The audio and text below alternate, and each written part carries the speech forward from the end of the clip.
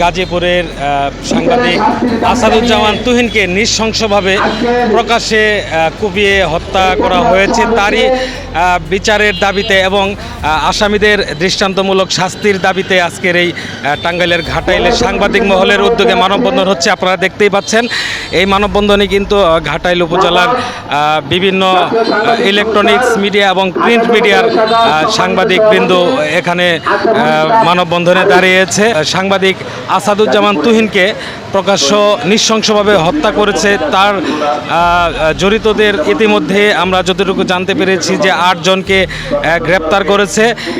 সেই গ্রেপ্তারকৃত এবং আরও যারা জড়িত তাদেরকে দ্রুত গ্রেপ্তার করে কঠিন দৃষ্টান্তমূলক শাস্তি যাতে দেওয়া হয় এই দাবি জানাচ্ছেন ঘাটাইলের সাংবাদিকরা। শুধু তাই নয়, সাংবাদিকদের নিরাপত্তা নিশ্চিত করতেও কিন্তু তারা দাবি জানিয়েছেন। আমি এখন একটু কথা বলবো ঘাটাইল প্রেস ক্লাবের সাবেক সভাপতি কামাল সাহেবের কাছে। আজকের এই মানববন্ধনে যে আপনারা দাঁড়িয়েছেন, আপনাদের কি চাচ্ছেন? না, আমাদের বক্তব্য স্পষ্ট। আমাদের কলম যোদ্ধাকে হত্যা করা হয়েছে এবং এটি একটি রাষ্ট্রের জন্য, একটি সমাজের জন্য চরম নৈরাজ্যের ব্যাপার। আমরা অবিলম্বে দুষ্কৃতিকারী এবং দায়ী ব্যক্তিদেরকে আইনের আওতায় এনে দ্রুততম সময়ের মধ্যে বিচার চাই। আমাদের বক্তব্য পরিষ্কার, আমরা এই হত্যার বিচার চাই। প্রেস ক্লাবের সাবেক সভাপতি উনি জানিয়েছেন নৃশংস এই প্রকাশ্যে দিবালোকে যে হত্যা করা হয়েছে দৃষ্টান্তিমূলক শাস্তি তারা চাচ্ছেন।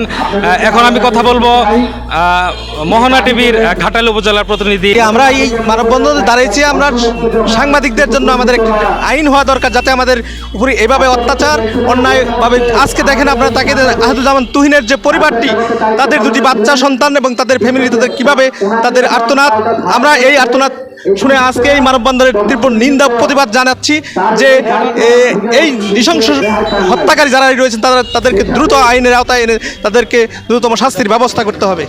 মোহনা টিভির ঘাটাইল উপজেলা প্রতিনিধি জনাব গোলাম মোস্তফা যেমনটি বলছিলেন, সাংবাদিকদের এভাবে প্রকাশ্যে দিবালোকে নৃশংসভাবে কুপিয়ে হত্যা করা হয়, এটা আসলেই কারু কাম্য নয়। ঘাটাইলের সাংবাদিক মহল জোরালো প্রতিবাদ জানাচ্ছে। ইতিমধ্যে আমরা দেখতে পাচ্ছি এই মানববন্ধনে ঘাটাইলের সকল পর্যায়ের প্রিন্ট মিডিয়া এবং ইলেকট্রনিক্স মিডিয়ার সাংবাদিকরা এখানে সারিবদ্ধভাবে মানববন্ধনে দাঁড়িয়েছে এবং প্রতিবাদ সমাবেশ করছেন।